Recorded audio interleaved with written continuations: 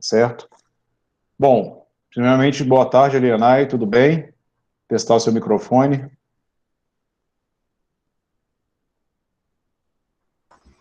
Boa tarde, me ouvindo? Sim, Tudo bem? Prazer mais uma vez estar falando com você, agradecer pelo convite, dizer que para mim é uma honra estar participando, podendo somar de alguma forma e agradecer a oportunidade que você tem me dado aí de muitos anos, né, desde 2005 aí que a gente está aprendendo com você e continuamos na luta aí rumo ao crescimento, né? todos nós. Agora eu que aprendo contigo. Eu vou transmitir aqui, né? E aí, à medida que os alunos, né, e quem estiver participando forem tendo dúvidas, vocês podem estar interrompendo ou mandando suas perguntas aqui no chat, tá bom? Bom, deixa eu abrir aqui então e começar a nossa conversa.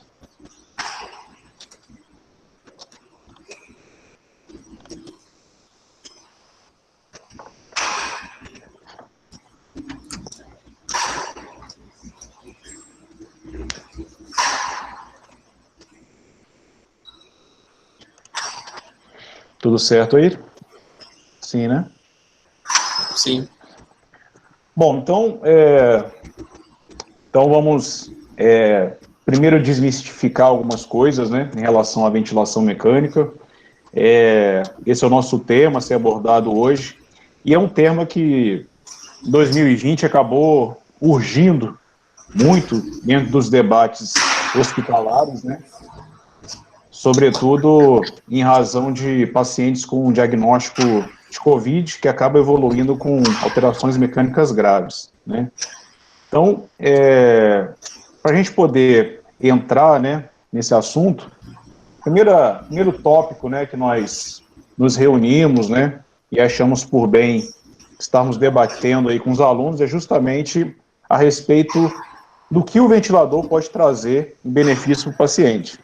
Então, muitas das vezes a gente entra na unidade de terapia intensiva, a gente se depara aí com cerca de 70% aí dos pacientes em ventilação mecânica, né, dependendo da região. E aí, muitas das vezes, nós temos aí vários valores, né, vários gráficos, várias modalidades, vários ajustes, e muitas das vezes eles não são bem utilizados, né? E às vezes, na prática, a gente pega comparando com poucas circunstâncias, como saturação, como ausculta pulmonar, e nem sempre é o essencial para poder desenvolver uma boa ventilação. Então, um dos grandes pontos, né, que a gente acaba virtualmente visualizando é justamente que, para muitos profissionais, o ventilador mecânico ele é um suporte de vida, e ele é realmente um suporte de vida, e para outros profissionais ele é um aliado terapêutico. E, na verdade, na nossa prática, a gente tem essas duas nuances práticas, né? Ele é um suporte de vida, evidentemente, ele foi criado para isso, mas hoje em dia, com a tecnologia, né, com os novos sensores, com as novas válvulas que foram criadas, o ventilador mecânico ele também é um aliado terapêutico, né? Então, quando a gente visualiza várias ondas e vários gráficos, a gente consegue vislumbrar uma avaliação que muitas vezes a semiotécnica física de ausculta, percussão, palpação não nos dá, né? Então, às vezes a experiência e o conhecimento faz com que o fisioterapeuta ou todos os profissionais de saúde que adentram uma unidade de terapia intensiva consiga avaliar o seu paciente, às vezes de longe, às vezes um paciente dentro de um isolamento, né, você lá do lado de fora, às vezes dentro de uma UTI COVID, você consegue visualizar as alterações gráficas de uma maneira às vezes simples e consegue virtualmente já entender o que se passa mecanicamente no pulmão do paciente. Então, para muitos, suporte terapêutico, para muito aliado, para muitos suporte de vida, para outros aliado terapêutico, e, na verdade, é necessário que se faça uma compilação dessas duas citações, né? Então, a primeira coisa que eu queria ver com o professor Elianay é justamente isso. Do ponto de vista, primeiro, experimental, né? Não passamos ainda do ponto de vista científico a priori, mas do ponto de vista experimental, o que você tem analisado profissionalmente, né, com tanto fisioterapeutas, você que hoje coordena em uma unidade, tanto fisioterapeutas, quanto médicos, quanto enfermeiros, acerca dessa concepção da ventilação mecânica, da importância. O ano de 2020, ele mudou um pouco essa concepção, né? Gostaria de saber um pouco da sua experiência, né, acerca disso. Então, o professor Giovanni, como você bem tem falo aí, nós passamos por um momento, né, temos passado ainda por um momento de certas dificuldades nesse evento pandemia, né? O ano de 2020 ele tem trazido muitas dificuldades e, ao mesmo tempo, aberto muitas oportunidades para a gente poder mostrar o nosso trabalho. A fisioterapia, de uma forma geral, ela percebo que ela cresceu muito nesse ano, e quando a gente está abordando esse tema, né, do ponto de vista de ventilação mecânica, de ajustes ventilatórios, o nosso empoderamento nessa área, ele se mostrou bastante eficaz e importante e tem repercutido. Quando a gente vai olhar lá para trás, e quando eu comecei a estudar ventilação mecânica, a gente aprende aí sobre pressão negativa, né, pulmão de aço, feito lá nos anos 30, ali aquela coisa da pandemia, da epidemia de poliomielite, e a gente veio crescendo numa ascendente, né, numa ascensão bastante importante quanto à parte tecnológica. E quando se pensava em ventilação mecânica, falava-se muito realmente em suporte de vida, então salvar a vida, né, do paciente, manter a proteção da via aérea, enquanto esse paciente é tratado de uma outra causa que talvez não seja nem primariamente pulmonar, o suporte ventilatório ele auxilia na manutenção da vida do doente.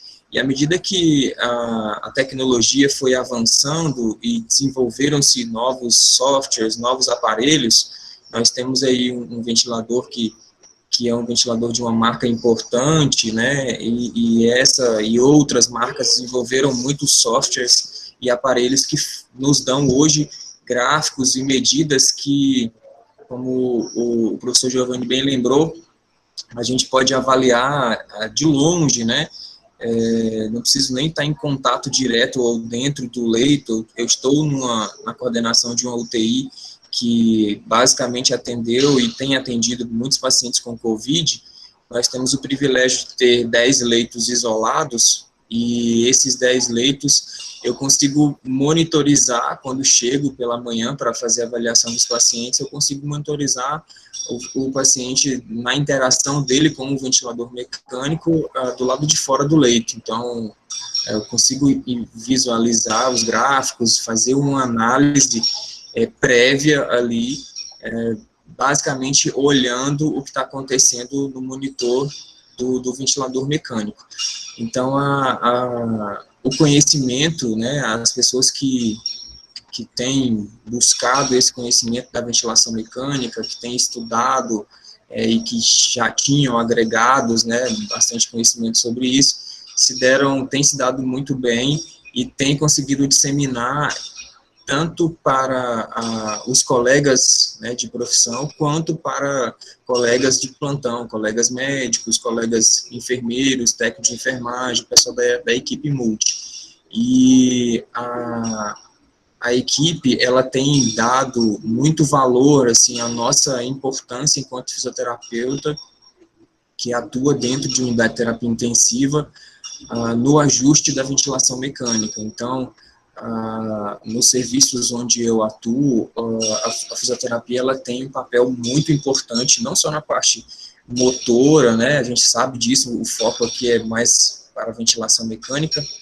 mas o pessoal tem uma confiança muito grande quando a gente vai falar sobre ventilação mecânica. Então, os profissionais médicos, os profissionais de enfermagem, eles confiam muito na nossa abordagem, na nossa avaliação, sabem que nós temos uma sensibilidade maior devido ao interesse maior, talvez um tempo maior de estudo e dedicação, para entender desse processo de ventilação mecânica e acompanhar a evolução, né? Ao longo dos anos nós tivemos uma evolução e se a gente não acompanhar, não estudar, não identificar esses novos vetores aí dentro da ventilação, nós acabamos ficando para trás e eu percebo que a fisioterapia tem conseguido, de certa forma, acompanhar, sim, a evolução e mostrar o nosso papel dentro das unidades que trabalham com ventilação mecânica.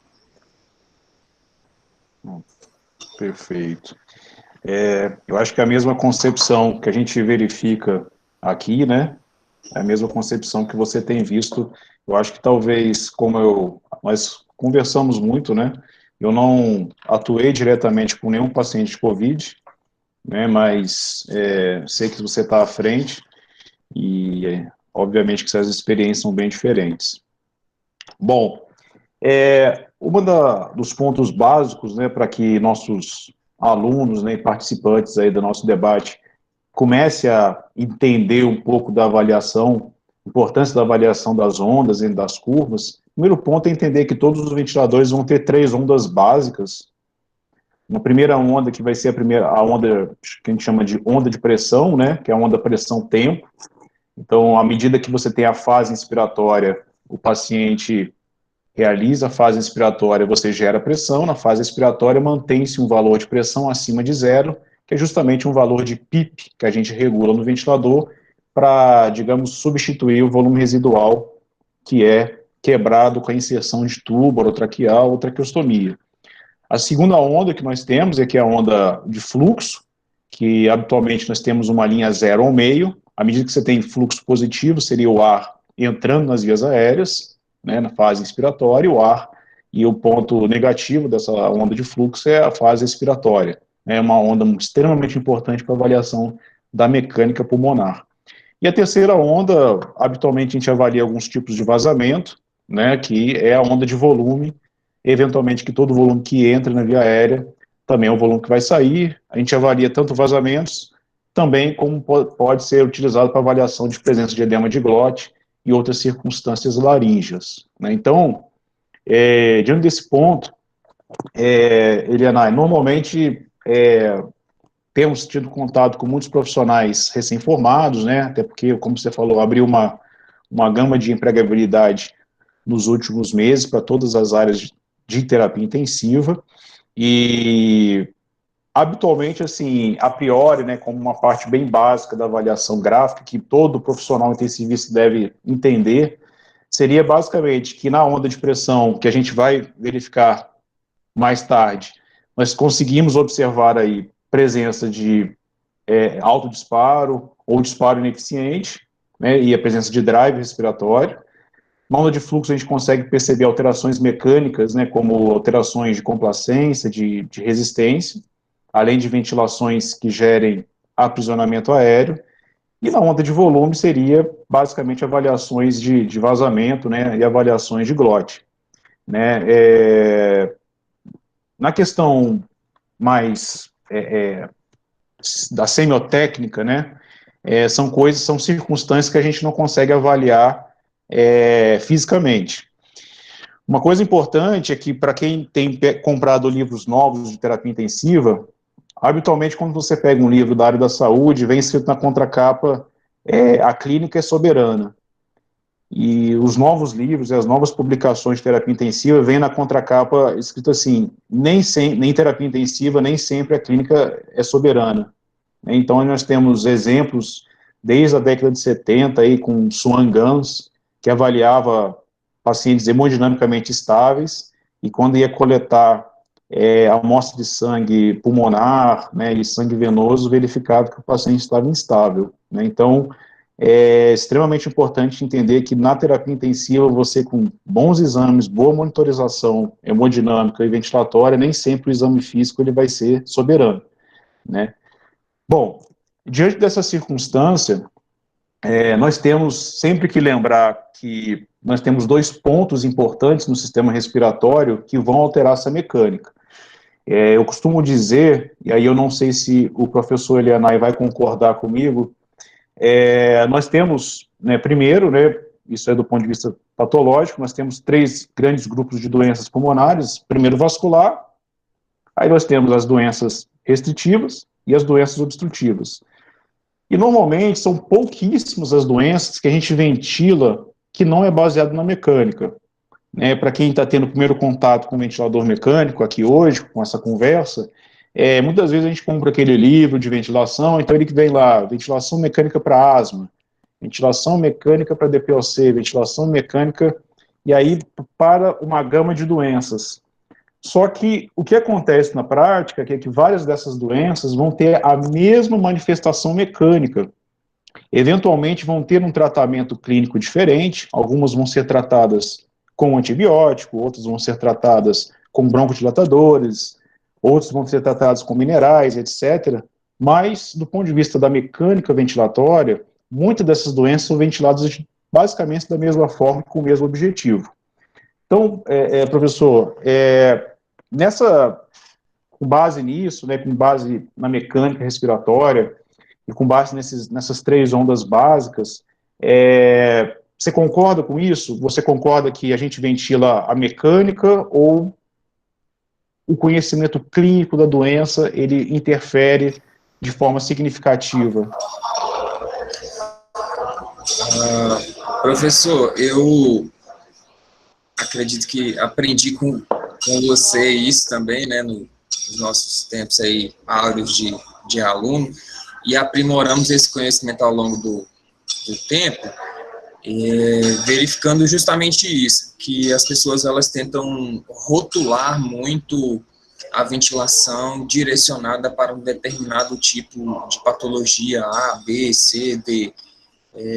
Quando nós vamos hoje conversar com fisioterapeutas que estão atuando, e 90%, né, talvez um pouco menos, mas uma boa parte dos fisioterapeutas que foram contratados, né, nesse ano para algum serviço estão no serviço de pacientes com Covid.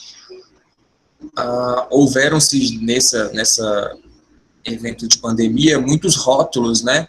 A gente tem uma equipe italiana ali que gosta muito de rotular e de trabalhar ventilações aplicadas a rótulos específicos. E nós vimos ao longo desse ano, e os colegas que entraram na área agora também podem pactuar disso, que muito daquilo que foi descrito como pacientes com fenótipos específicos para tal modo ventilatório, para tal volume pulmonar, na verdade não tem uma aplicabilidade clínica e prática efetiva, porque cada paciente ele acaba respondendo de uma forma diferente à abordagem que você faz. Às vezes, o mesmo paciente com DPOC, ele tem momentos divergentes durante o tratamento e que provavelmente você não vai conseguir aplicar tudo aquilo que foi rotulado para esse doente.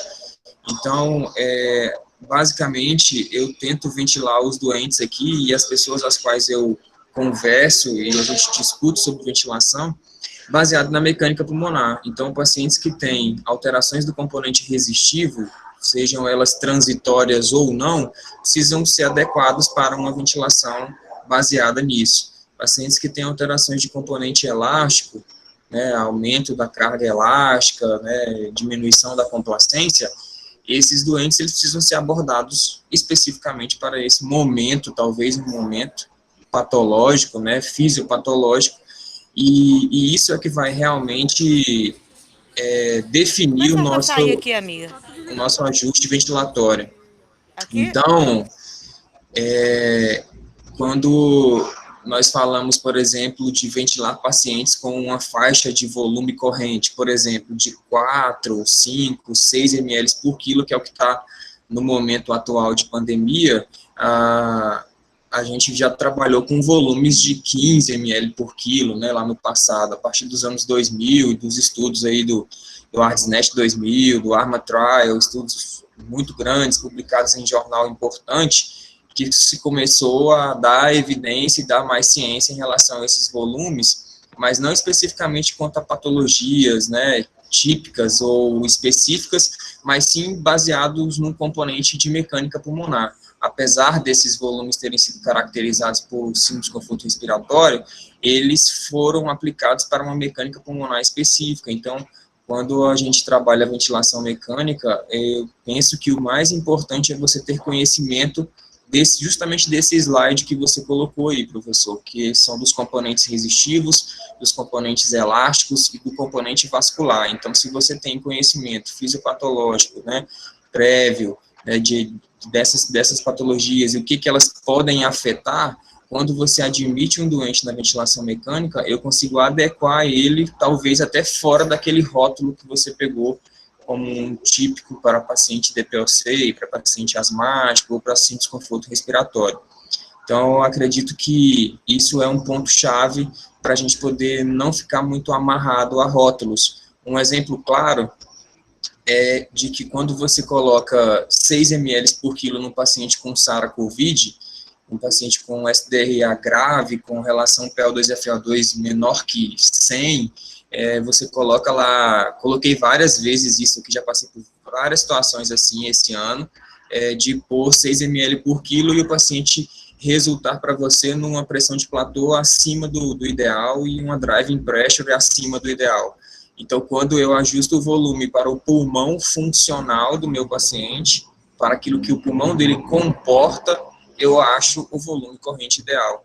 Então, nem esse volume que é tido, rotulado como 6 ml por quilo como estratégia protetora, ele talvez não se aplique a todos os pacientes. Então, o feeling que você tem na avaliação do paciente, na avaliação da mecânica pulmonar, que às vezes a gente acaba deixando de lado, né, ou não dá a devida importância, ele faz toda a diferença na condução e na proteção de via aérea do seu paciente. Tanto proteção de parênquima pulmonar, quanto na sequência também proteção diafragmática, né? A gente tem falado muito de proteção de pulmão e às vezes não fala muito de proteção do diafragma ou vice-versa. Mas esses componentes eles estão muito ligados e a gente sabe que o paciente que está sem drive hoje é o paciente que a gente espera que tenha drive amanhã, então a gente precisa proteger esse pulmão e proteger esse diafragma. E para isso, esse feeling de avaliação, ele é extremamente importante. Então, ventilar baseado na mecânica, não em rótulos patológicos que você lê, né, por aí e não são totalmente aplicáveis na prática clínica.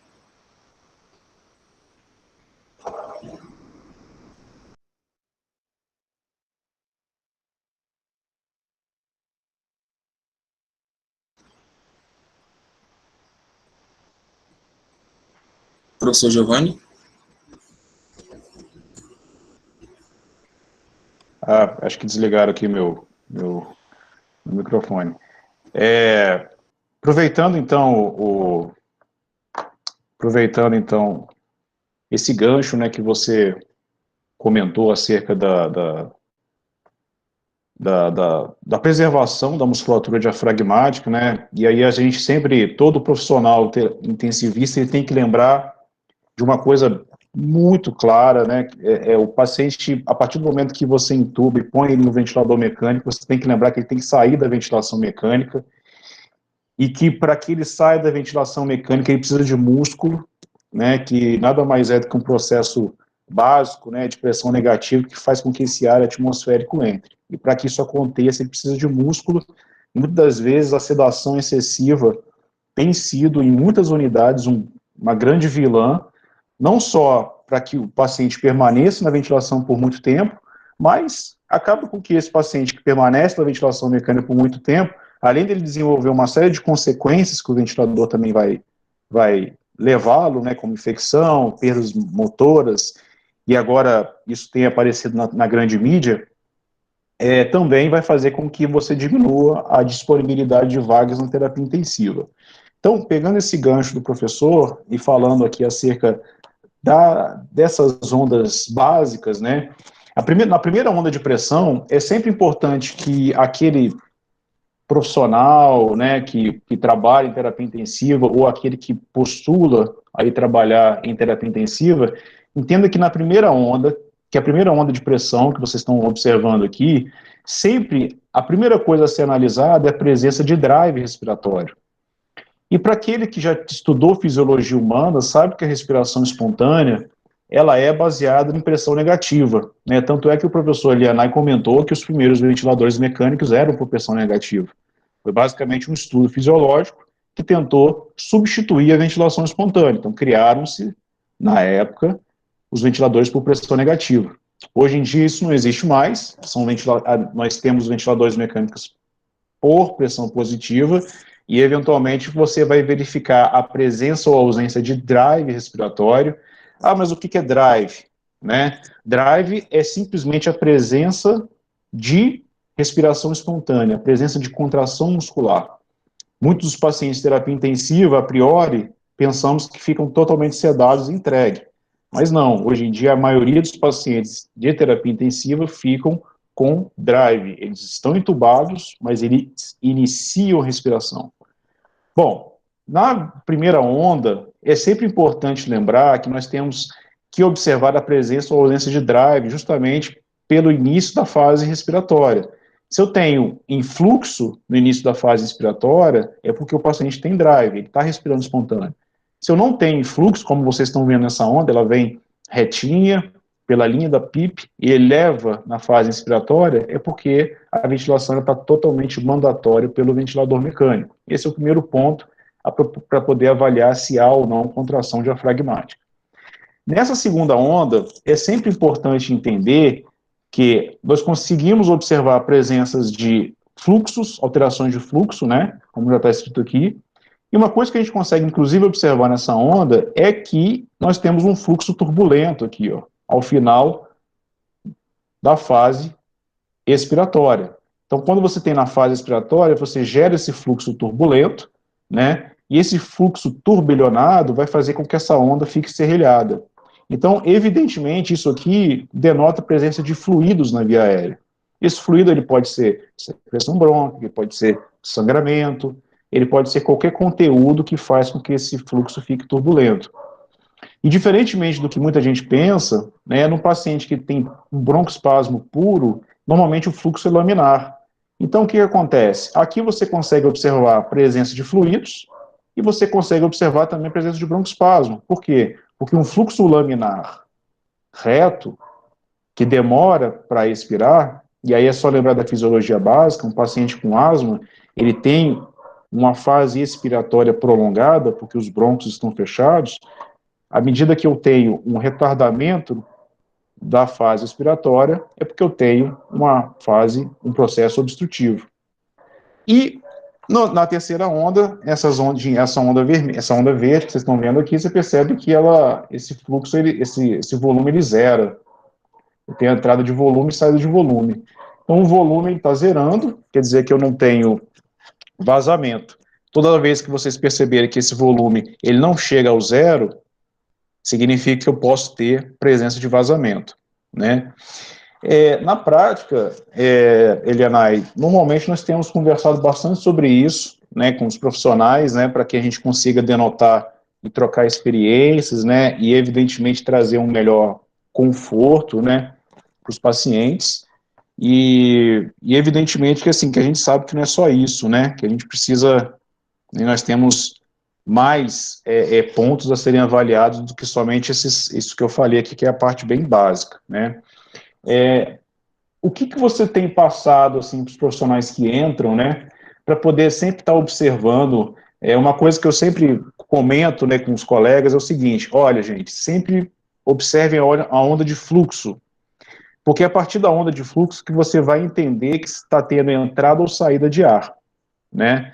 A partir do momento que essa onda de fluxo ela começa a achatar, ou ela começa a ter alguma alteração fisiológica, né, que não denota a presença de entrada e saída de fluxo pulmonar, é o momento que você precisa tomar maior cuidado, porque o paciente ele vai poder estar tendo menor volume corrente, menor volume minuto, retendo CO2 e, consequentemente, desaturando. E aí entramos num ponto muito importante, por quê? Porque à medida que ele começa a desaturar, ele começa a entrar numa zona de perigo, porque a hipóxia é uma das grandes causas de parada, infelizmente, em terapia intensiva. E é a partir desse ponto que a gente precisa tomar cuidado. Então, professor, analisando essas três ondas, o que, que você tem passado, né? O que, que você tem conversado, né, com os novos profissionais acerca dessa parte básica, o que, que ele tem que observar para que ele consiga disponibilizar conforto, uma ventilação segura, uma ventilação adequada aos pacientes. Professor, essa análise gráfica, ela é extremamente importante, e quando a gente fala sobre gráficos de ventilação mecânica, é exatamente aquilo que você falou em relação ao gráfico de fluxo. Porque o gráfico de fluxo, inicialmente, a maioria dos respiradores que nós temos disponível no estado são respiradores de uma marca específica, e esses respiradores, eles basicamente precisam de 2 sensores para poder funcionar. Na verdade, precisa de um sensor, que é o sensor de pressão. E a partir do momento que ele tem esse sensor de pressão acoplado a todo o sistema, ele faz o seu funcionamento e gera volumes e pressões, frequência, entrega oxigênio, aquilo que a gente tem de básico da ventilação mecânica. Mas ele também tem um outro sensor que é chamado sensor de fluxo. Então, os respiradores mecânicos, eles funcionam a partir de a leitura que eles fazem de volume e transpõem isso para nós na tela com números, ela é feita por uma estimativa. Na verdade, os sensores, eles acabam monitorizando o fluxo e fazem uma equação matemática, né, através de um pneumotacógrafo, e ele faz essa leitura e transforma isso em um volume para a gente poder entender o que está chegando de volume para o nosso doente. Quando a gente olha lá para trás, antes dos anos 2000, falando em publicação, nós tínhamos métricas aí de 10, 12, 15 ml por quilo de volume. Então, a partir do momento que você não tem uma monitorização adequada de um pilar importante da proteção pulmonar, que é o volume corrente, nós perdemos mais de 50%, 60% daquilo que você pode ofertar para o seu doente de proteção pulmonar e de segurança ventilatória.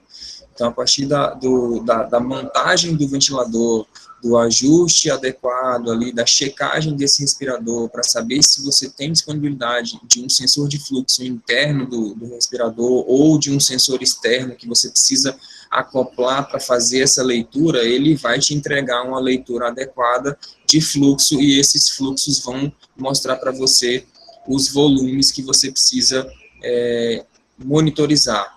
Então, de 2000 para cá, a gente acaba tendo evidências de 6 ml por quilo, e para fazer essa monitorização de volume, a gente precisa desse gráfico de fluxo, desse gráfico de volume corrente, dessa resultante que é dada por esse sensor. Já passei por algumas situações de você ter o paciente estável, com sinais clínicos estáveis, e o respirador mostrar uma leitura que a princípio chamava muita atenção por volumes correntes muito baixos, mesmo sem ter alterações clínicas ou na semiologia que se faz rotineiramente beira-leito, o paciente tinha uma alteração importante na leitura gráfica. E quando você começa a checar o sistema, checar o circuito, todo o trajeto das mangueiras, dos sensores, às vezes um simples posicionamento de um sensor, uma mangueira que está dobrada, ele impede até um disparo que pode ser feito pelo paciente, ou às vezes estimula um alto disparo, que são algumas das assincronias que a gente tem da fase 1, da fase de disparo. Então, desde a checagem do funcionamento dessa estrutura, desse circuito, isso é extremamente importante para a gente poder fazer a leitura gráfica. Sem o sensor de fluxo, geralmente o respirador ele apresenta para nós uma curva de pressão que funciona, e ele alarma para você que não tem está ausente o sensor, que não tem leitura de volume ou algo do tipo. Alguns respiradores mais modernos já têm um sensor de fluxo interno, então não precisa dessa montagem a mais de um dispositivo que faça leitura. Então isso talvez facilite para nós a interpretação. E esses 3 gráficos, pressão-tempo, fluxo-tempo e volume-tempo, são extremamente essenciais para a avaliação.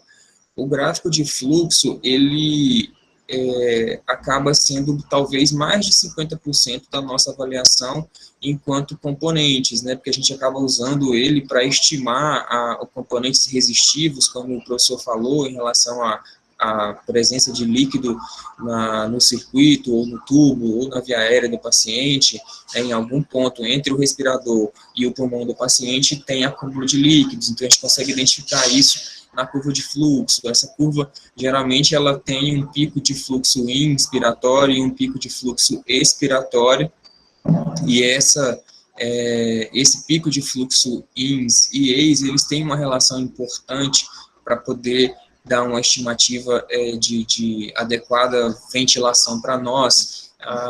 O momento de exalação, né, que a gente fala que é a fase 3, a transição da fase 3 para a fase 4, a gente teria fase 1, fase de disparo ali no início da curva, a fase de fluxo é a fase de ciclagem, né, sendo fases 2 e 3, e uma fase 4 ali que a gente poderia encarar como retorno para a linha de base, que é um outro ponto fundamental. Então, quando a gente olha para esse gráfico do meio, o gráfico de fluxo, ele precisa começar a partir do zero, fazer um pico de ascensão, ele faz uma ciclagem, dessa ciclagem ele parte para a fase expiratória, na fase expiratória ele vai fazer um retorno para a linha de base zero.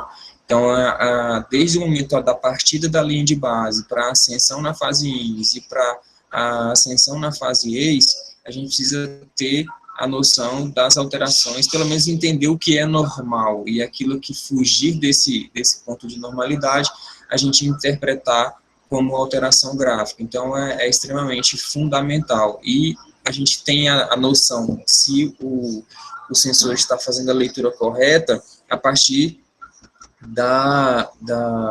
do gráfico de fluxo. Então, ele que resulta no gráfico de volume, ele é um dos pontos principais. Então, a gente tem fluxo que gera pressão, que gera volume. Então, é uma interação que precisa ser interpretada e, às vezes, assim, o que a gente tenta passar para os colegas, principalmente para os colegas que estão entrando agora e que talvez não tiveram muito tempo, a gente sabe que a graduação ela não oferece um tempo hábil, assim, para poder focar muito na parte de ventilação mecânica. Alguns locais têm uma abordagem mais interessante, outros nem tanto. E esse ano, especificamente, a pandemia atrapalhou muito os estágios, atrapalhou muito as aulas, né? Isso dificultou também. Então, a gente tenta mostrar para o pessoal a importância da avaliação desses gráficos, do gráfico de pressão-tempo, do gráfico de fluxo, o que eles podem mostrar para nós, onde eu identifico o disparo, né? O que isso remete para mim, um paciente que está num modo específico, que está sedado e ele está apresentando um disparo, e ele está melhor inteirado nesse modo, ou pode mudar para um outro modo. Então, a partir disso, a gente consegue identificar muitos pontos nessas 3 curvas, né? Basicamente, as sincronias que a gente tem descritas hoje, elas estão e são identificáveis nesses 3 gráficos, né? Então, é de suma importância a avaliação deles. E como o professor Giovanni disse, nós temos talvez uma janela de percepção até que você tenha um evento clínico. Então, por isso, talvez a clínica não seja extremamente soberana em algumas situações quando a gente avalia a parte de ventilação mecânica e a interação dela com o paciente. Então, antes do paciente apresentar um esforço respiratório, por exemplo, exacerbado, mesmo o paciente que está sedado, antes dele apresentar esse esforço, ele vai apresentar outras alterações que talvez você não consiga identificar na semiologia beira-leito, e você consegue identificar na análise gráfica. Por exemplo, o início de um broncoespasmo, a parte inicial desse broncoespasmo, as alterações na curva de fluxo, o acúmulo de líquido na via aérea, que a gente consegue identificar também, a presença de uma curva exalatória que não toca a linha de base zero, né, e aí a gente pode ter aprisionamento de ar, né, dentro desse pulmão do paciente. Então, isso assim, fantástico, a avaliação e a sensibilidade que esses gráficos têm para nos mostrar possíveis problemas, e a partir disso a gente já atuar com as nossas intervenções.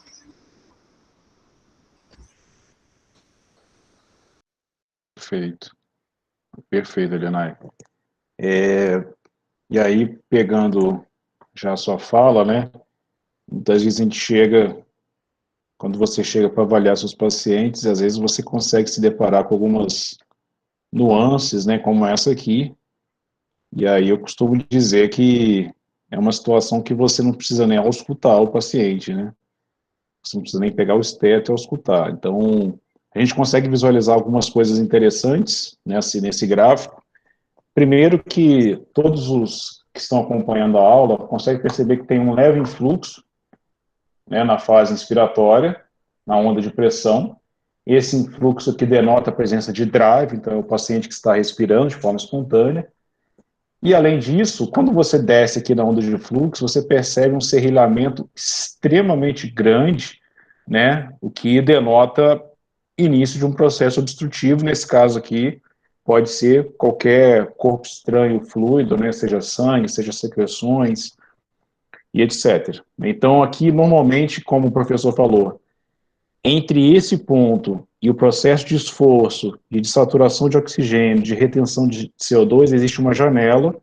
Então, evidentemente que você consegue identificar o problema, né, e aí você está otimizando o tempo da avaliação, você consegue identificar o problema na ventilação mecânica de uma forma extremamente precoce. Então, na prática, né, essa percepção gráfica, né, das alterações pulmonares, e para que você, existe um processo, né, para que você comece a entender isso, primeiro precisa ter uma boa base fisiológica respiratória, né. Segundo, precisa ter uma boa base semiológica respiratória. Terceiro, uma base de ventilação mecânica para poder chegar em gráficos, né, e para realmente ter um conhecimento consolidado. Então, aqui é um exemplo daquilo que habitualmente a gente não pode deixar chegar a esse ponto. Se a gente consegue prever situações como essa, a gente consegue avaliar de uma forma precoce e evitar qualquer problemas clínicos mais graves no paciente. E aí, normalmente, alguns pontos começam a ficar mais críticos, né? Aqui nós temos o início de um esforço, né, no paciente, e aqui, no caso, é um artigo até que o professor Elianay nos passou, um artigo de 2018, né, na Acta Biomédica, e denota aí essa assincronia ventilatória, né? E quando a gente fala de assincronia ventilatória, e aí existe um outro ponto muito importante da ventilação, além da mecânica, que é justamente o ajuste de sensibilidade e a liberação de fluxo, né? Então, pacientes que estão com esforço, né, que tem drive respiratório, é extremamente importante hoje a gente ter a percepção da liberação do fluxo, né? Para quem não sabe o que é essa sensibilidade, é basicamente você deixar o ventilador mais sensível a uma respiração espontânea. Então, você consegue regular o ventilador de forma com que ele consiga sentir um esforço através de alteração de fluxo ou pressão e liberar ciclo respiratório para o paciente. E o que é extremamente importante, a gente fala sobre as evoluções científicas, né? Quando eu me formei, e isso já tem 18 anos, né? Foi em 2002. Quando eu me formei, eu lembro que era interessante você, às vezes, para alguns pacientes de difícil desmame, você aumentar essa sensibilidade, fazer com que o paciente não conseguisse atingir uma força para poder disparar a máquina. Ele entrava em assincronia e a gente achava que aquilo ali ia facilitar o ganho de força muscular para ele poder sair do ventilador e respirar de forma espontânea. Hoje isso já é um crime, né? Hoje você está torturando o seu paciente quando você faz algum tipo de técnica parecida com essa. Então, professor, gostaria de passar a palavra para você, justamente para poder denotar tanto, detectar, né, tanto nas figuras A, B e C desse gráfico, né, dessa figura, desse artigo, quanto aqui nas figuras A e B desse aqui, né, que justamente denota aí a sensibilidade, né, e o esforço do paciente.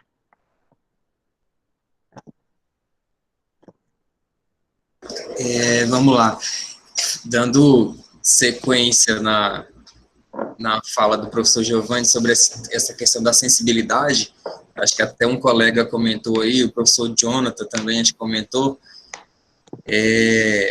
a gente, graças a alguns profissionais muito bons e sem demagogia aqui, o Giovanni foi um cara que ajudou muito a gente a abrir a mente para essas inovações, essas evoluções que aconteceram dentro da terapia intensiva. Então, antes de receber esse conhecimento, a gente tinha algumas orientações parecidas com essa também, e por volta aí ainda dos anos, acredito que até hoje tem alguns colegas que ainda insistem em fazer esse tipo de treinamento, que é totalmente criminoso, né, como o professor bem lembrou, aumentar a sensibilidade do respirador, dificultando assim o disparar, né, do paciente, e tentar treinar um músculo dele com essa situação. Só gera uma contração, né, que pode provocar lesão de fibras, né, apoptose celular, enfim. Já presenciei situações de um colega orientar a obstruir uma traqueostomia para que o paciente pudesse gerar um esforço e aquilo ali iria treinar o músculo respiratório do doente. É, assim, uma coisa extremamente aberrante, né, criminoso mesmo, esse tipo de situação, mas talvez pela a inatualização, né, que pode levar a isso, a gente sabe que o conhecimento, ele vai libertando a gente, e a ciência, ela vai mostrando muitos pontos que são contraditórios, né, e acabam sendo esclarecidos à medida que a gente tem os estudos científicos, e isso acaba nos ajudando bastante. Já presenciei também situações de colegas terem um paciente com uma taquipneia, aumentando, né, a frequência respiratória e um momento ali de assincronia, e a única coisa que foi feito, o único ajuste que foi feito foi aumentar a sensibilidade, porque aí assim o paciente ficava melhor adaptado no respirador, claro, quando o lençol está coberto até o nível do pescoço, né, porque aí o paciente está coberto, você não percebe que ele está tendo esforço, aquele esforço ele não vai ser bloqueado, pelo contrário, o paciente ele continua fazendo esforço, às vezes até mais esforço respiratório, você pode até diminuir a frequência, né, mostrada no respirador, porque a boa parte dos esforços vão ser perdidos. Então, esforço ineficaz é uma das piores e das talvez mais frequentes assincronias que nós temos quando a gente passa pacientes para o modo espontâneo. Então, nessa primeira figura aí, à esquerda, que é a figura A, ela mostra uma curva de pressão, né, em vermelho, em azul uma curva de fluxo, e embaixo é um monitor de atividade elétrica do diafragma.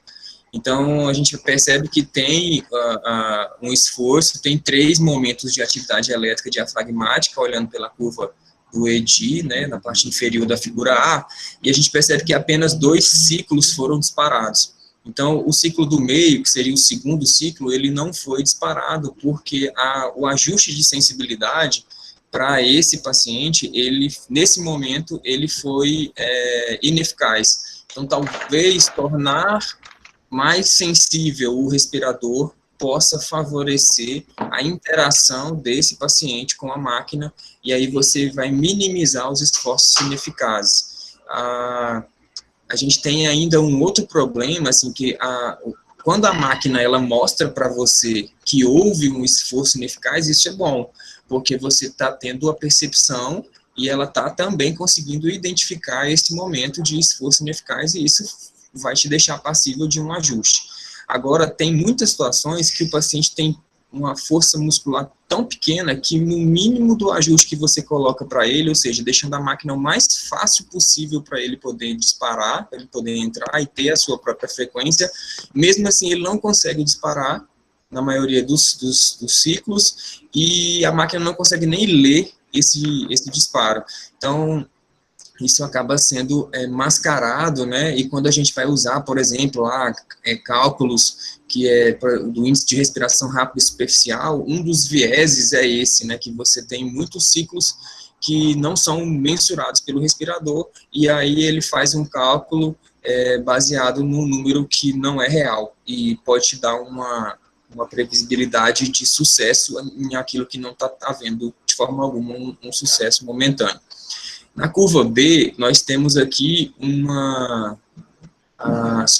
então relembrando, na curva A, é uma sincronia que a gente tem de esforço ineficaz, né? Você percebe que na curva de fluxo, quando ela vai chegando próximo à linha de base zero, houve um novo disparo do paciente, então ele teve um disparo, mas a curva de pressão não liberou pressão na via aérea, não gerou volume para esse paciente, e ele teve um esforço perdido. Então, isso acontece muito, às vezes, em pacientes que estão no início da adaptação na ventilação mecânica, em modos controlados, ali na fase inicial, a gente vê muito isso em paciente com COVID, né, agora nessa situação, ou pacientes com ARDS grave, eles têm um esforço respiratório aumentado, um drive exacerbado, né, tanto um drive neural quanto um drive mecânico, por mecanorreceptores a gente já sabe hoje em dia que os mecanorreceptores alveolares, eles fazem também um papel de controle na frequência respiratória, então eles, por si só, podem fazer com que haja um aumento do esforço respiratório frente a áreas de shunt ou áreas de espaço morto, mas principalmente áreas de shunt que acontecem com certa frequência agora, né, nesse momento atual aí de Covid, a gente tem visto bastante. E uma outra situação que acontece muito também, esse esforço ineficaz, é quando a gente passa o paciente do modo controlado para o modo assistido. Então, quando se quer acordar o doente, que ficou muito tempo sedado, com o uso de muitas drogas para inibir o drive, né, às vezes usou bloqueador neuromuscular, então ele não tem músculo suficiente, ele tem uma labilidade funcional muito grande, e ele não consegue fazer esforços efetivos para disparar o respirador, e isso acaba gerando esses esforços ineficazes. Então, precisa estar muito atento com isso, porque são assincronias recorrentes, principalmente em modos espontâneos e na fase inicial de adaptação da ventilação mecânica de pacientes com hipoxemia grave. Quando a gente observa aqui a curva B, essa curva B, ela é uma sincronia que pode, muitas das vezes, ser confundida com outra assincronia, que é chamada de disparo reverso. Esse é mais difícil de ser identificado e, às vezes, até menosprezado, né, porque a gente não tem muita certeza do que está acontecendo, mas aqui na curva B a gente tem uma sincronia chamada ciclagem precoce, ou seja, você percebe que na curva inferior, lá onde monitor, por mais inferior da figura, que mostra a atividade elétrica do diafragma, a atividade elétrica do diafragma, ela começou e ela não cessou. Então, o tempo de inspiração do paciente, ele foi menor, né, o respirador ele tinha um tempo menor do que o tempo do paciente, ou seja, o paciente queria um tempo inspiratório, um volume maior, uma pressão maior, um pouco a mais daquilo que você está dando, e você está dando menos. Então, é importante ter esse feeling também. Talvez nesse momento, quando você aumenta o tempo inspiratório, ou às vezes aumenta a pressão ou o volume dentro de uma margem titulável, você pode reverter esse momento de assincronia. Então, onde o professor está circulando aí, poderia ser o ciclo adequado para ele, né? Então, ele fez você interrompeu o ciclo respiratório antes do tempo. No primeiro, a gente não deixou nem o paciente disparar. Ele disparou, mas não conseguimos sincronizar com ele. No segundo, que é na curva B, ele disparou, a máquina mandou, só que ela mandou menos do que ele precisava. Então, a gente precisa identificar isso. Às vezes, doentes muito hipoxêmicos, com estímulo respiratório exacerbado, pacientes com acidoses sejam elas respiratórias ou principalmente a acidose metabólica, também pode gerar essa necessidade aumentada de volume para poder tentar corrigir, né? A gente sabe que o respiratório, o sistema respiratório, ele é um tampão para disfunções metabólicas, então é preciso ter essa noção também. Talvez o problema não seja primariamente pulmonar, mas sim um problema relacionado à parte de disfunção metabólica, disfunção renal, paciente com uma acidemia importante. Na curva C, professor, se o senhor quiser complementar algo em alguma das curvas, fica à vontade. Não, tá tranquilo. Na curva C, nós temos uma situação que, esse ano, eu acho que deve ter batido recordes aí, mundo afora, que é o duplo disparo. Por que isso bateu recordes mundo afora? Porque nós viemos com uma necessidade via pandemia de pacientes hipoxêmicos graves que tem até hoje, né, ainda pacientes com relação ao PaO2 e FO2 menor que 100, então pacientes muito graves com PaO2 menor que 50, a gente peguei paciente com PaO2 de 40, e pacientes em respiração espontânea, com suporte de O2, que acabou evoluindo, né, por insuficiência respiratória hipoxêmica para intubação, e geralmente disfunção de algum órgão específico, como só pulmão, são pacientes mais difíceis de serem sedados, e pacientes que têm altas taxas metabólicas também têm uma dificuldade maior de sedação. Não é, a gente antigamente rotulava muito paciente difícil de sedar como paciente que tinha sido usuário de alguma droga ilícita ou algo do tipo, mas a gente sabe que não é assim. Pacientes com taxas metabólicas muito elevadas, eles acabam tendo maior dificuldade de sedação, de analgesia também.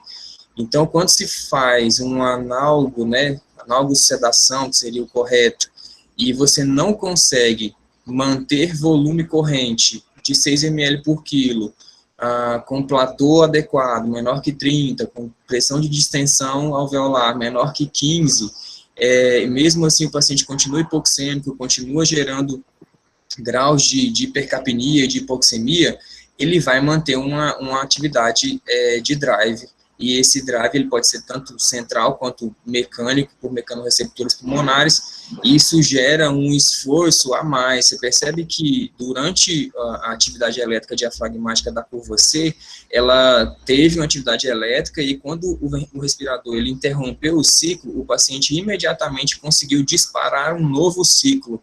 Então isso se chama duplo disparo. O paciente ele faz 2 disparos no mesmo ciclo, basicamente. Apesar de parecer 2, quando você tem a curva de volume, que ela vai ficar muito parecida com essa curva da atividade elétrica diafragmática, ou seja, o volume de ar ele é empilhado. Então, quando você tem, por exemplo, um paciente que faz 400 ml de volume, e esse volume está titulado para 6 ml por quilo, e ele faz um duplo disparo, na verdade, ele fez 800 ml de volume num ciclo apenas. Então, isso foge à sua estratégia de proteção pulmonar. O que a gente pode tentar?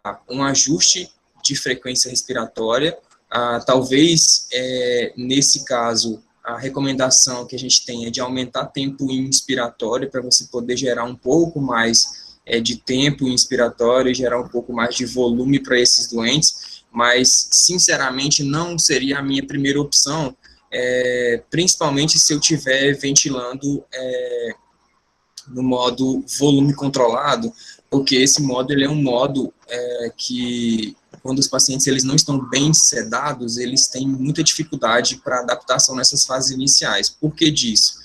A gente tem basicamente 3 modos ventilatórios muito utilizados: o modo volume controlado, o modo pressão controlado. No modo volume, eu mando volume específico, não controla a pressão da via aérea, isso é produto do pulmão, da condição pulmonar do doente, da mecânica pulmonar. Eu trabalho no modo pressão controlada, eu faço o contrário, eu controlo as pressões, mas eu não controlo o volume, isso vai ser produto da mecânica pulmonar do paciente. Qual é a diferença básica entre eles? No volume corrente, no modo volume corrente, né, volume controlado, eu tenho um fluxo fixo. Então, quando o fluxo ele é fixo, o paciente tem drive, ele tem um fluxo variável. Então, essa variação de fluxo pelo paciente gera uma assincronia paciente-ventilador. Então, esses doentes mal adaptados na ventilação de forma inicial podem se dar melhor no modo pressão controlada. Isso até é um tema lá de um Expert Opinion de 2017, que tem grandes nomes da ventilação aí mundial e nacional, que falam exatamente isso. Quando você tem pacientes mal sedados, na fase inicial, é preferível que você ajuste ele no modo pressão controlada, porque o fluxo é livre e isso favorece o ajuste, a interação entre paciente e respirador. E, claro, permita ciclos, né, até que esse paciente possa ser adequadamente sedado. Nós tivemos aí uma escassez de drogas para sedação, para analgesia, para controle hemodinâmico, muito importante. Então, teve dias em boa parte das unidades que tinha talvez um sedativo só para ser feito, ou talvez só um analgésico, então, de baixa potência, por conta da grande utilização nesse momento de pandemia. Então, muitos pacientes ficaram realmente assincrônicos, não porque você não sabia identificar isso, mas pela falta de medicações para serem administradas ou para esses doentes e para que eles pudessem ser melhor adequados.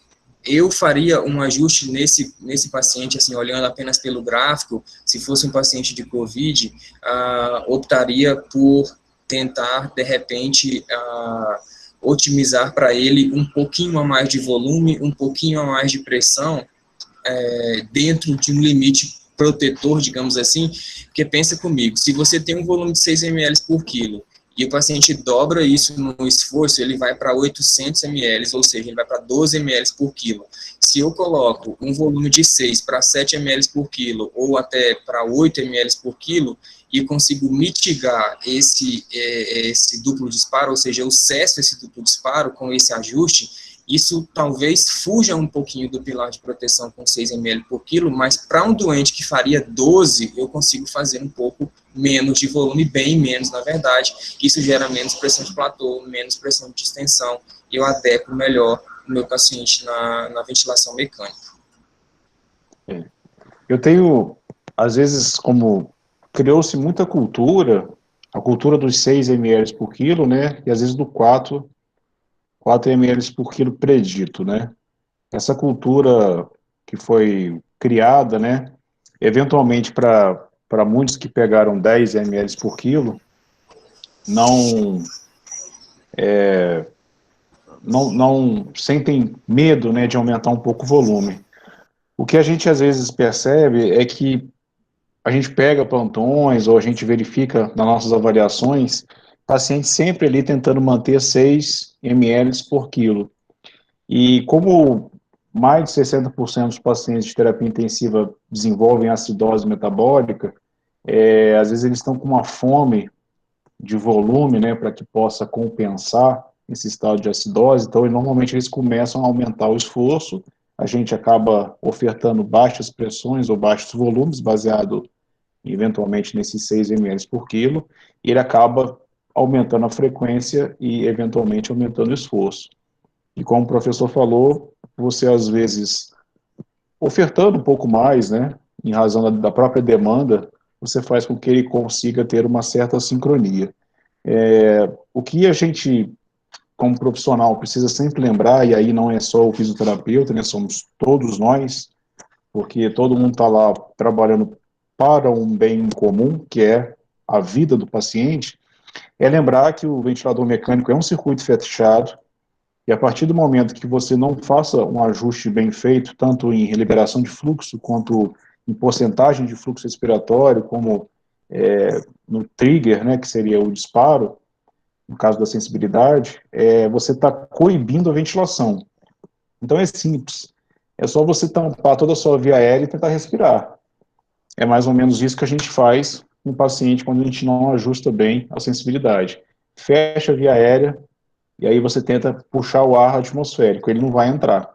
Então, quando você não ajusta bem uma sensibilidade, não faz uma boa liberação de fluxo, e aí nós temos coisas um pouco mais avançadas, que talvez não dê para discutir hoje, como rampa, né, rise time, etc., você acaba fazendo com que você desenvolva uma sincronia, e isso vai causar uma série de problemas, né.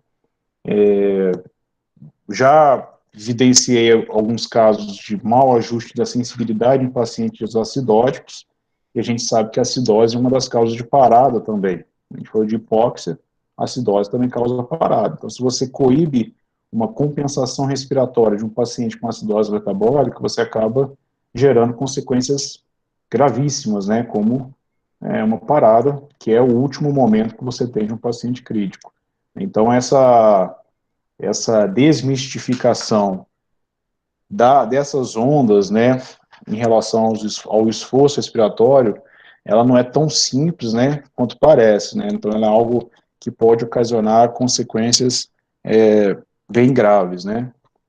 E aí, professor, a segunda figura aí do artigo, esse artigo aí é um artigo italiano, né, pelo que eu verifiquei, ela inclusive é da região da Lombardia, e aí, no caso, também evidenciando a questão do esforço respiratório, né? Aí, nesse caso, nós temos um outro ponto, que seria o autodisparo, né, que também está relacionado à sensibilidade.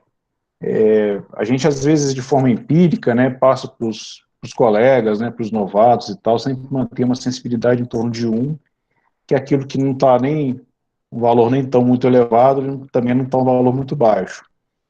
Hoje em dia, com os usos de filtro, você acaba tendo menos impacto em relação aos altos disparos. Antigamente, quando a gente aquecia esse ventilador com água destilada e acabava acumulando líquido no sistema, você tinha muito mais alto disparo. E aí, nessas figuras A e B, a gente consegue denotar aí que o ventilador ele denota liberação de fluxo, né? Você tem ali uma elevação na onda vermelha da figura A, uma elevação de pressão, na segunda onda você vê que houve uma liberação de fluxo, e ali na contração diafragmática, né, na verificação miográfica, né, do músculo diafragma, você vê que não teve contração muscular. Então houve um disparo, né, um alto disparo, né, no caso, e isso pode ter consequências gasométricas, né, professor? Sim, exatamente. Quando a gente observa, vai fazer essas leituras, né, essa checagem e coleta de dados, beira-leito, a gente sempre está atento a esses detalhes, porque aqui no artigo fica mais fácil, de repente, identificar que não houve uma atividade elétrica do diafragma para que pudesse proporcionar um disparo. E se esse paciente, por exemplo, estiver no modo espontâneo, se ele estiver no modo pressão de suporte, e está acontecendo esses disparos, eles podem ser confundidos com o esforço do paciente. E um autodisparo geralmente gera mais outros autodisparos, né? Acontece isso. Então, de repente, o ajuste da sensibilidade pode estar inadequado, alguma intercorrência no trajeto. Eu sempre gosto de conferir o circuito, porque ele faz toda a diferença, principalmente quando você tem sensores de fluxo e de pressão que são, né, acoplados, são mangueiras que são ajustadas e colocadas ali, que podem estar dobradas, que podem, por algum motivo, atrapalhar, e aí eu gosto sempre de eliminar esses fatores causadores para tentar deixar o ajuste mais voltado para o paciente, especificamente, para poder identificar isso. Então, aqui no artigo, ele fala sobre o autodisparo, que gera, na nossa prática diária, ele é muito mais causado por escape de ar, né? Às vezes o balonete, que é o cuff, ele está mal insuflado, né? Às vezes desinsuflado, então esses escapes, eles proporcionam, às vezes, um alto disparo, e uma coisa que acontece muito, eu já vivenciei bastante isso, é quando você adapta um paciente no modo volume controlado, que é um modo tido por muitos aí como um modo não protetor, né? Isso não é verdade. As pessoas acabam aprendendo que ventilação protetora se faz com um modo de pressão controlada, e isso também é um mito, uma inverdade, né? A gente não tem esse ponto específico, a gente tem revisões sistemáticas mostrando que não tem sobreposição entre modos ventilatórios, seja a volume, seja a pressão, e às vezes até alguns outros modos novos que saíram aí ainda não se sobrepuseram a esses modos mais convencionais. Então, uma das coisas que acontece muito no modo volume controlado é quando você ajusta o paciente no modo volume, e aí esse ajuste, ele pode, dependendo do volume que você coloca e da mecânica pulmonar do paciente, se é um paciente com alta elastância, ou seja, com uma complacência pulmonar baixa, ele tem um recuo elástico muito grande. Então, quando você coloca volume dentro desse pulmão, a exalação ela acontece de forma muito rápida e há um desvio da curva de fluxo-tempo. A parte expiratória ela desvia um pouco para a esquerda, encurtando, né, essa exalação. Isso ajuda, de uma certa forma, na relação INS, mas ele gera um recuo elástico muito abrupto, e esse recuo ele pode gerar um autodisparo. Mesmo que a sua sensibilidade esteja em -2, às vezes -3, já vi isso acontecer. E aí as pessoas mudam o modo ventilatório, tiram do modo volume e voltam para o modo pressão, porque o paciente não está bem acoplado, não ficou bem adequado. Então, é preciso entender isso também. Às vezes, como a gente tinha falado antes, naquela curva de fluxo-tempo, a gente identifica muitos fatores sobre a mecânica pulmonar e isso determina para nós ajustes ventilatórios. Então, se esse paciente do gráfico A estiver no modo PSV, que é o modo espontâneo, verifique se ele realmente está tendo disparo.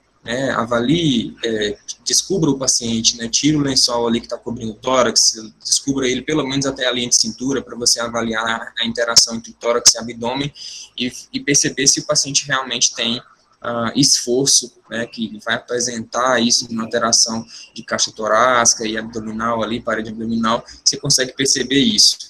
Na curva B, a gente tem uma situação muito difícil de ser identificada, pelo menos eu acho muito difícil de ser identificada, já identifiquei algumas vezes, mas é uma situação difícil, por quê? Isso aqui é no meio do disparo, no meio do ciclo ventilatório, nós tivemos... Alguém está com o microfone aberto aí, se puder fechar, por favor. No meio do ciclo ventilatório, nós temos uma inclinação, uma depressão ali na curva de pressão, e isso mostra que houve alguma atividade, pelo menos possivelmente haveria uma atividade elétrica do diafragma. E quando nós temos um paciente que inicialmente, nessa parte que está circulada, e se o professor puder marcar para nós, essa parte está circulada, que é a parte onde a gente avalia se teve disparo ou não. Se a gente observar, não houve negativação aí, ou seja, não teve disparo voluntário feito pelo paciente. Então, isso pode ter sido um autodisparo. A gente precisa verificar em que modo ventilatório que o doente está. Se ele estiver no modo controlado, a gente vai realmente esperar que haja uma frequência controlada. Então, ali eu sei que não houve esforço feito pelo paciente, eu consigo provar isso pela curva lá embaixo de atividade elétrica do diafragma. Quando eu vou para o meio da curva, onde eu tenho essa depressão, eu começo a ter atividade elétrica do diafragma. Mas essa atividade elétrica do diafragma, ela, nessa situação aí, desse gráfico, ela nos remete a uma coisa chamada disparo reverso. O que é o disparo reverso? O disparo reverso, ele é uma atividade elétrica do diafragma que não foi voluntariamente realizada pelo paciente, ou seja, foi uma atividade involuntária. Por algum motivo, o que não está totalmente bem elucidado ainda, o paciente teve atividade elétrica do diafragma, mas que não foi voluntária. Então, é uma atividade que ocorreu sem que houvesse voluntariedade do paciente. Isso acontece mais em pacientes que estão muito sedados. Então, aquele paciente que está num RAS -5, que está com sedação full, com analgesia full e sem bloqueador neuromuscular, provavelmente ele pode ter uma chance maior de apresentar esse disparo reverso por essa distensibilidade do diafragma que pode gerar uma atividade elétrica reflexa diafragmática, não só do diafragma, mas talvez também de alguns músculos da parede torácica. A gente já tem trabalho falando de atividade elétrica de músculo peitoral, e isso pode gerar um ciclo, um empilhamento de ar, ou às vezes nessa situação ele não gerou um duplo disparo, a gente tem um disparo reverso que gera duplo disparo. Nesse caso não gerou um duplo disparo, mas está acontecendo uma atividade elétrica do diafragma que não é voluntária, então é preciso corrigir isso. Como que a gente faz? Se possível, permita esforços espontâneos, ou seja, menos sedação, menos analgesia, o paciente com um RAS mais próximo de -2, entre 0 e -2, e aí ele vai ter esforço espontâneo, isso vai ser mitigado.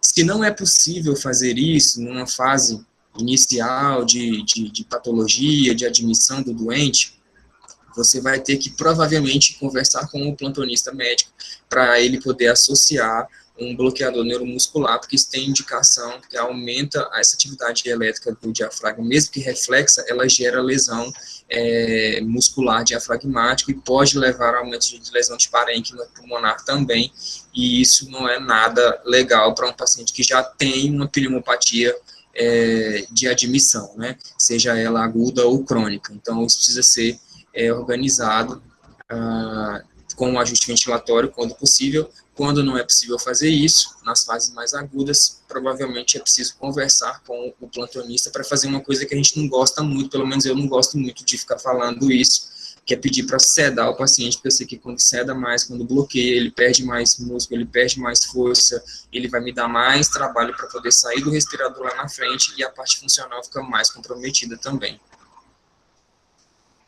Perfeito.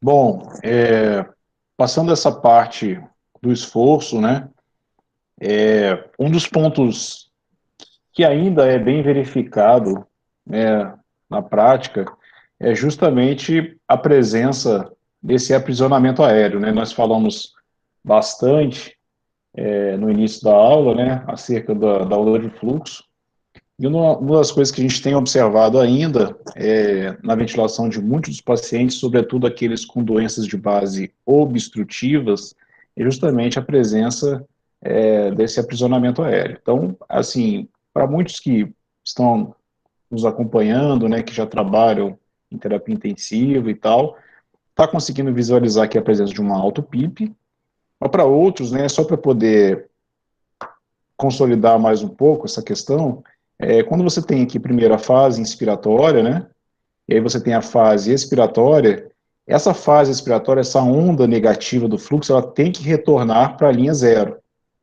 Se ela não retorna para a linha zero, e antes dela chegar à linha zero, você inicia mais um ciclo respiratório, significa que o seu paciente ele não expirou, não eliminou todo o fluxo que ele inspirou. Então você começa a ter um aprisionamento aéreo, típico do que acontece com pacientes com doença pulmonar obstrutiva crônica. Nesse caso, o que a gente consegue perceber é que você precisa ajustar melhor, além de melhorar clinicamente o paciente, para poder evitar esse problema. Em ventilação mecânica, a gente chama isso de auto-PIP ou PIP intrínseca. E aí, dos pontos extremamente importantes que o professor comentou é justamente isso. Acho que é bem importante que todo mundo lembre disso.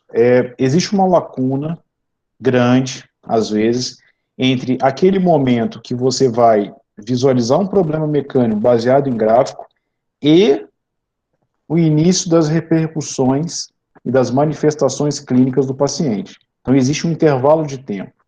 Então, do ponto de vista prático, se você mantém o paciente com esse nível, né, de aprisionamento aéreo durante um tempo, a priori você pode chegar na beira do leito, avaliar o paciente, avaliar a hemodinâmica, a macrohemodinâmica, e visualizar esse tipo de gráfico, e às vezes você não visualizar nenhum problema aparente, né, do ponto de vista físico, hemodinâmico, etc. No entanto, à medida que esse paciente ele vai aprisionando o ar, né, à medida que ele vai gerando esse auto-PIP, quer dizer, ele inspirou um dado volume e expirou um volume menor, então ele está aprisionando o ar, ele começa a causar uma hiperinsuflação dinâmica.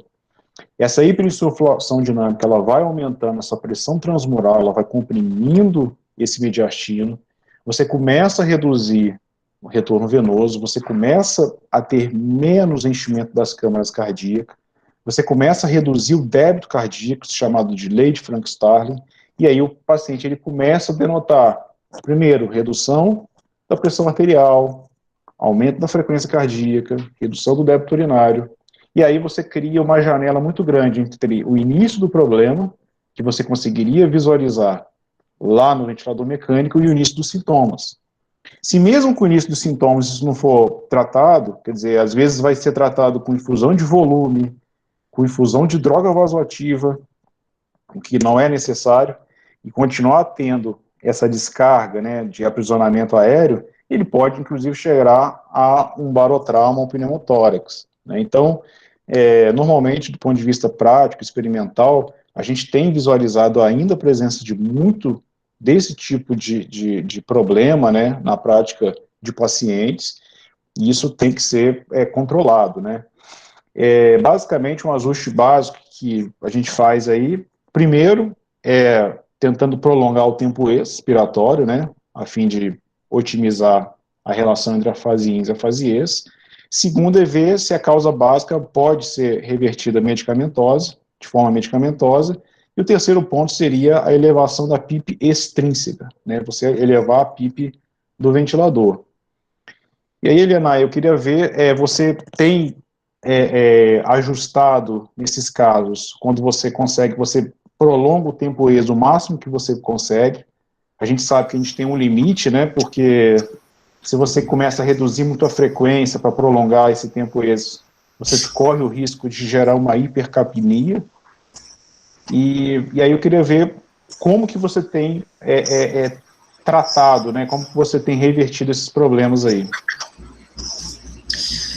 Professor, a primeira vista, quando a gente consegue excluir da nossa avaliação pela ausculta pulmonar ruídos adventícios que surgiram, por exemplo, broncoespasmo, né, secreções que espessas podem causar um padrão obstrutivo num paciente que primariamente não é obstrutivo, excluindo essas possibilidades, né, se forem essas possibilidades, a gente comunica ao plantonista se for algo do ponto de vista de hiperresponsividade brônquica, que ele toma as devidas ajustes. Sendo aumento de resistência de via aérea, a gente tenta remover essa resistência de via aérea, e isso vai provavelmente resolver a curva de fluxo-tempo, fazendo com que ela chegue à linha de base zero na sua fase ES. Não sendo isso, sendo uma auto-PIP provocada por um ajuste inadequado, que seria esse ajuste inadequado? Volume excessivo para o paciente, obstrutivo, com frequências respiratórias muito altas, para tentar resolver o acúmulo de CO2, que talvez já seja crônico desse paciente obstrutivo, no DPOC, por exemplo. É importante lembrar que a gente tem uma separação que talvez possa ser virtual, mas ela também é prática, de PIP intrínseca, que seria a auto-PIP. A gente tem auto-PIP dinâmica e auto-PIP estática. Então, essa auto-PIP estática pode ser uma auto-PIP que o meu paciente já tenha por uma patologia prévia, né, uma pneumopatia prévia. Então, por mais que talvez eu prolongue o tempo expiratório, às vezes eu coloco lá 6 segundos de tempo expiratório para avaliar se essa auto-PIP é estática ou dinâmica. E mesmo assim o paciente continua com a curva de fluxo não tocando a linha de base zero.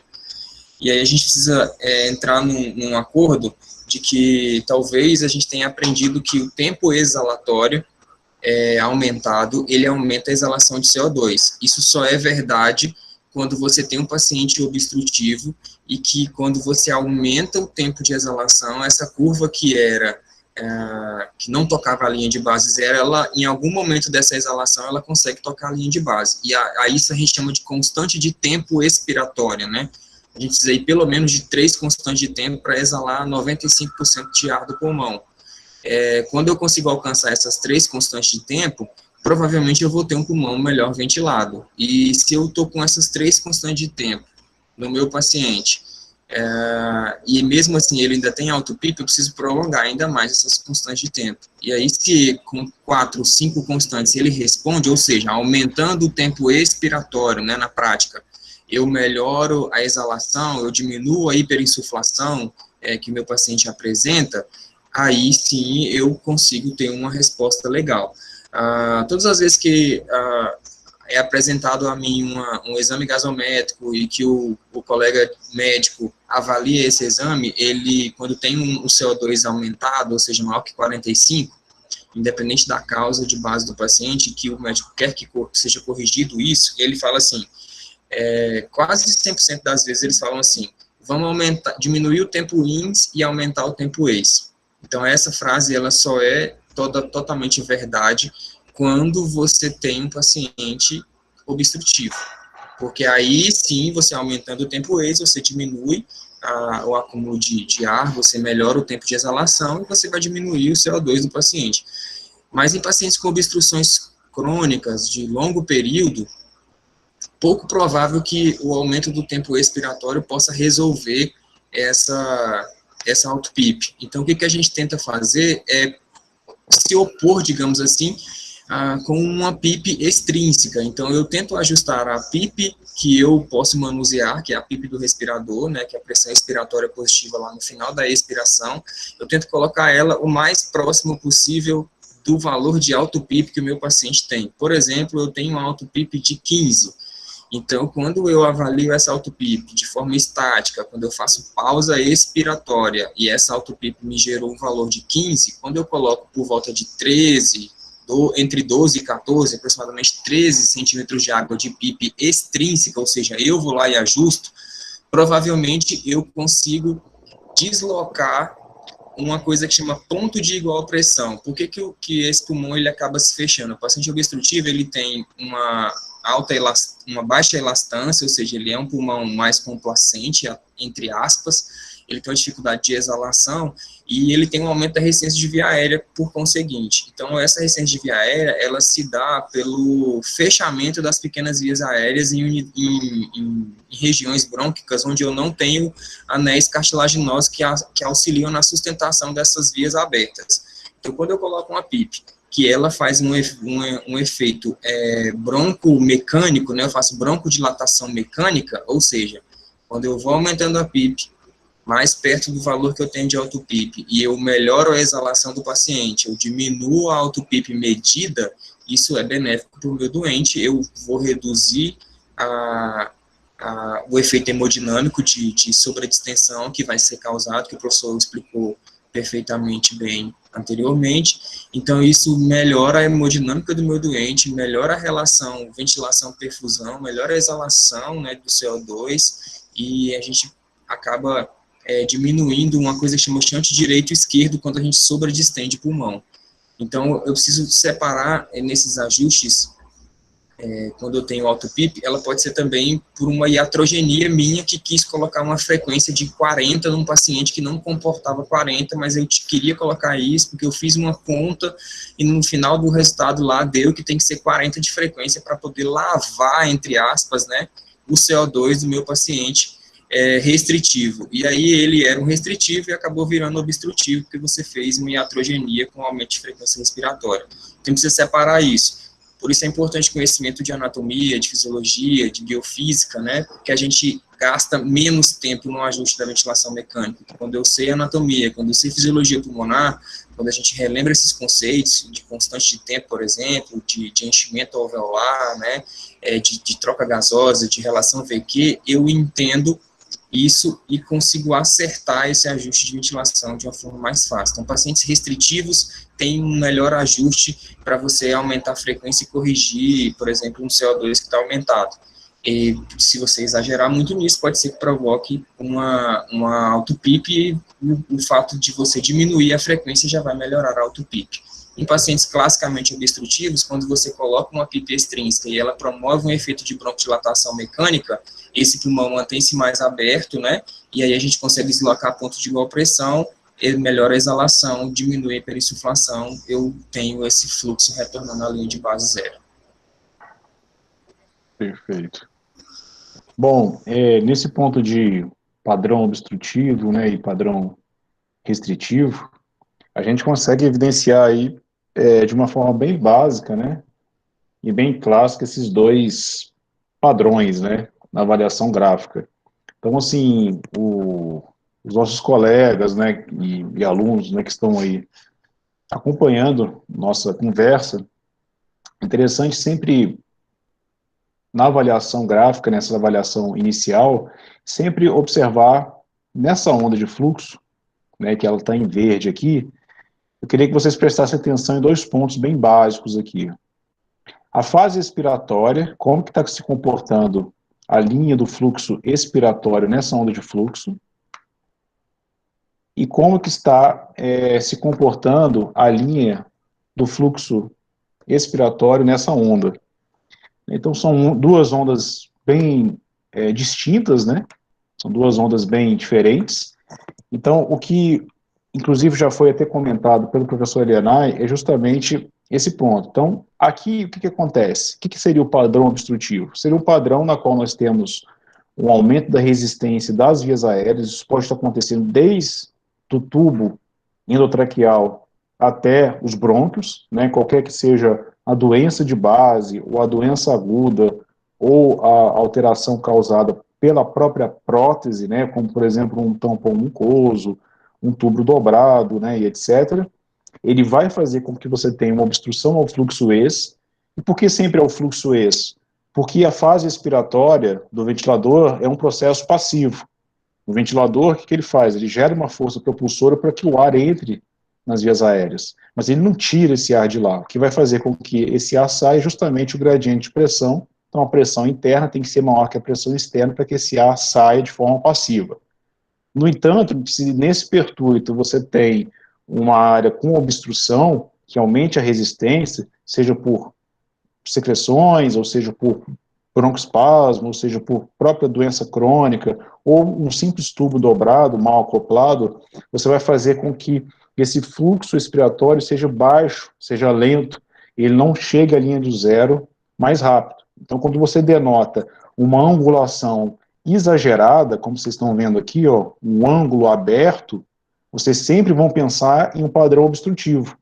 Então, você está lá, como o professor falou, eu estou fora do isolamento, eu estou fora do leito Covid, mas eu tenho acesso aos gráficos. Quando eu observo um gráfico desse, eu sei que o meu paciente está com uma obstrução na via aérea. No entanto, quando eu tenho problemas relacionados ao aumento do componente elástico, e o que é o aumento do componente elástico? São as doenças que reduzem a complacência. E quais são as doenças que reduzem a complacência? São as doenças do grupo restritivo, né? Quer dizer, o padrão restritivo, né? Popularmente fala que o paciente está com o pulmão duro, né? Então, o que acontece? Quando você gera pressão, quando entra volume e gera uma certa pressão, o que vai acontecer? Gerou aquela pressão, né? À medida que você tem a geração da pressão,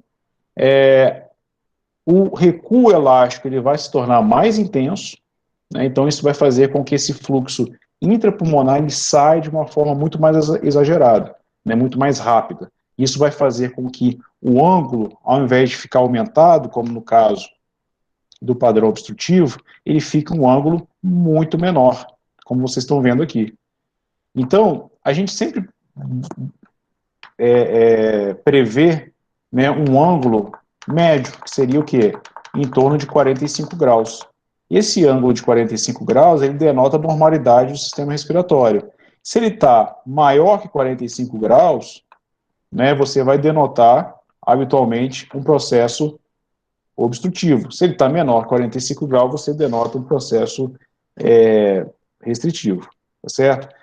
É evidente que a gente não precisa apostar apenas nos gráficos, né? A gente precisa ter uma avaliação da mecânica, avaliar valores, avaliar a própria doença de base, mas isso é um componente que, sobretudo hoje em dia, que o fisioterapeuta, às vezes, ele fica com 10, 15 pacientes entubados, né? Um profissional, às vezes, com mais de 10 pacientes entubados, e às vezes o tempo é curto para poder avaliar, tratar e evoluir todos da maneira correta, a avaliação gráfica ela consegue denotar já e direcionar, né, a fazer um tratamento mais eficiente.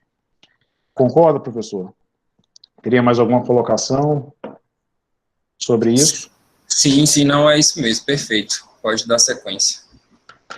Bom, e aí, assim, só mesmo para a gente poder finalizar nossa conversa, um dos pontos que o professor comentou, justamente essas diferenças entre o fluxo inspiratório, que é o pico de fluxo inspiratório, e o pico de fluxo expiratório, né? Nesse caso aqui, a gente vê um pico de fluxo ins em torno de 101, né, e um pico de fluxo ESA em torno de menos 86. E aí já tem aí alguns anos, né, que um dos maiores pesquisadores de ventilação mecânica do Brasil, que é o Marcelo Amato, junto com a Márcia Volpe, já avaliaram isso, né, essas diferenças entre fluxo INS e fluxo ES. Hoje em dia, os próprios ventiladores mais novos, eles já fazem essa divisão numérica, né, e já sobrepõe ali no ventilador para a gente ter essa relação. E uma das coisas que, inclusive, o professor Elianai comentou, que a gente consegue melhorar esse fluxo respiratório, é justamente o incremento de PIP, né, de pressão respiratória positiva no ventilador. Então, aqui um exemplo, ó, que a gente consegue denotar um pico de fluxo INS muito superior ao pico de fluxo expiratório, né? Então você vê que o fluxo inspiratório está muito maior, então eu tenho uma propagação de muco, né, o movimento do muco para o interior dos pulmões, que pode gerar uma inflamação pulmonar ao longo do tempo, né, e aí o que a gente vai tentar fazer nessa situação? A gente simplesmente vai estar aumentando o valor da PIP, né, então a PIP ali em cima a gente consegue prever que está um valor de 5, né, e a gente simplesmente vai começar a aumentar o valor da PIP. À medida que a gente vai aumentando a PIP, vocês vão percebendo que o fluxo expiratório ele vai aumentando. Quer dizer, o pico de fluxo expiratório ele vai começar a aumentar, ó, à medida que eu aumento. Então, eu coloquei 10 inicialmente, eu já tive um aumento, aí agora a gente aumenta mais um pouco o valor da PIP extrínseca, eu consegui aumentar ainda mais esse pico de fluxo expiratório, né, então, ele eventualmente teve uma certa abertura das vias aéreas, e aí, se a gente aumentar mais um pouquinho, né, se a gente aumentasse mais um pouco, a gente vai ter a tendência a você ter aí um pouco mais de fluxo aéreo, expiratório. Então, ali a gente aumentou para 20, e o fluxo expiratório ele passou a ser maior até do que o fluxo INS. Então, quando você faz essa comparação e você volta na primeira onda, você vê uma imagem dessa, né? Então, a gente sabe que simplesmente elevar esse valor, né, simplesmente aumentar a PIP, não vai resolver o problema. Até porque você pode aumentar problemas crônicos, né, problemas vasculares pulmonar, como, por exemplo, aumentar pacientes com índice de cor pulmonar, aumentar a pressão do lado direito, né, provocar uma hipertensão pulmonar, isso é muito grave, né, pode até ocasionar um hipertrofismo do ventrículo direito durante a fase de internação, mas é algo que tem gerado uma melhor adequação ventilatória dos pacientes. E aí, evidentemente que, assim, por experiência, eu tenho feito isso em muitos pacientes, e obviamente quando eu faço isso com pacientes obstrutivos, habitualmente eu faço uma avaliação hemodinâmica prévia e faço uma avaliação hemodinâmica pós, né, instituição de PIP. E tento não manter isso por mais de 24 horas a fim de evitar problemas cardiovasculares posteriores, né? Então, é muito comum, às vezes, você elevar o valor da PIP, olha, eu vou deixar a PIP em 20 porque eu melhorei o fluxo respiratório, melhorei o pico de fluxo respiratório, o paciente está exalando melhor, e muitas vezes você dá as costas, sai do plantão, quando você volta 3 dias depois, ele está com aquele mesmo valor de PIP, porque ele está adequado, né, e isso acaba gerando consequências hemodinâmicas e cardiovasculares graves. Professor, você tem utilizado o PIP, né, nessas situações, tem feito uma avaliação hemodinâmica, tem trabalhado mais em conjunto com o tratamento medicamentoso, conversado com o médico de plantão, tem feito alguma experiência diferente nesse grupo de pacientes? Professor, a gente tem tentado trabalhar no ajuste de PIP, buscando sempre uma adequação, né, de uma PIP que eventualmente possa aumentar a exalação, aumentar o volume corrente. Essa situação que você apresentou aí, a gente tem visto aqui muito para pacientes obesos, né, com pacientes com MC maior que 40, obesos mórbidos, referência abdominal muito grande, né, muito elevada. esses doentes, eles têm uma alteração de pressão transpulmonar importante, e eles acabam tendo, por conta do aumento da carga elástica ali do abdômen, né, que atrapalha a parte ventilatória, eles têm uma redução de pressão pleural e isso afeta de forma muito importante a questão ventilatória, e exatamente como você demonstrou aí no vídeo. Então, quando a gente consegue selecionar um paciente, claro, isso não é para todo mundo, né, a gente seleciona um paciente específico que vai ter benefícios nesse ajuste de PIP. Então, à medida que a gente trabalha com uma intervenção de PIP incremental ou decremental, né, na sequência, para você manter mais unidades alveolares abertas, né, que a gente sabe que esse é o grande papel da PIP dentro da ventilação mecânica, ela sustenta unidades alveolares abertas. Então, a gente abre alvéolos com pressão no tempo, né, aumentando pressão de platô, e isso eu vou recrutando unidades alveolares adjacentes por aqueles mecanismos que a gente já conhece, de comunicação entre os alvéolos e tal. Isso é um princípio biofísico aí, né? E então a gente tem tentado ajustar sim essa PIP para gerar um maior volume corrente exalado, proporcionar uma melhor abertura desse pulmão e, em contrapartida, contrabalanceando com a parte hemodinâmica. O pessoal acha que às vezes as PIPs baixas elas não repercutem de forma hemodinâmica, mas elas repercutem também de forma hemodinâmica. A gente tem capilares intraalveolares e extraalveolares, né, são vasos intraalveolares e extraalveolares, e a gente precisa achar um ponto, que é uma curva em U, a gente precisa achar um ponto de equilíbrio entre essas duas situações. Quando você põe muita PIP, você acaba atrapalhando a dinâmica de vasos alveolares, mas você melhora os vasos extraalveolares. Em contrapartida, nessa situação apresentada inicialmente, provavelmente uma PIP muito baixa, ela facilita um pouco do ponto de vista de vasos intraalveolares, mas os extraalveolares ficam bastante comprometidos, e isso gera menor a abertura de alvéolos, piora na troca gasosa, mais efeito shunt, e mais efeito shunt gera mais hipoxemia, menos volume, gera mais shunt direito-esquerdo, né, e isso atrapalha sobremaneira a ventilação do doente. Então, esse ajuste de PIP, que a gente fala como se fosse uma PIP adequada, ele precisa ser feito, né, diariamente, para os pacientes que assim forem elegíveis, e como o professor falou, não dá para manter esse mesmo ajuste em uma semana, um mês, né, a gente precisa reavaliar isso, às vezes até por período, né, eu faço de manhã, mas eu fiz no início da manhã e reavalio no final da manhã, eu fiz no começo da tarde, mas eu reavaliei no final da tarde. Então, é sempre interessante manter esse nivelamento e falas mais uníssonas entre a equipe para poder ter esse entendimento do efeito benéfico do ajuste de PIP. Perfeito.